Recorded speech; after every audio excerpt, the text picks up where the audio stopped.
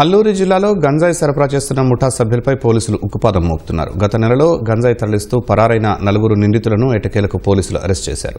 June 27వ తేదీన రంపచోడవరం పందిరి మామిడి కూడలిలో వాహనాలు తనిఖీలు చేస్తుండగా బొలెరో వ్యాన్లో ₹1,14,00,000 విలువైన 1140 కేజీల గంజాయి దొరికింది. అయితే బొలెరో వాహనాన్ని వదిలేసి నిందితులు పరారయ్యారు.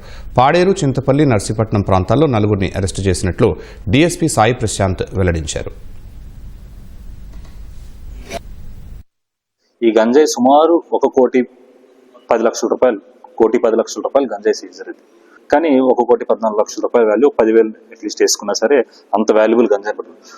మన ఏఎస్ఆర్ జిల్లాలో పోలీసులు అవ్వచ్చు, లేకపోతే ఎక్కడైనా అవ్వచ్చు, గంజాయి అనేది చాలా సీరియస్ గా తీసుకుంటున్నాము అని చెప్పడానికి ఇది ఒక నిదర్శనం. ప్రజలకి మేము విన్నవిస్తుంది ఏంటంటే, గంజాయి బారిన పడవద్దు.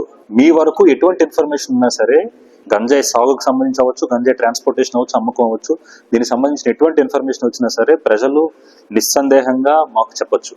ఏ టైంలో ఎప్పుడు కాల్ చేసి చెప్పినా కూడా మేము దీని మీద చర్యలు తీసుకుంటాం.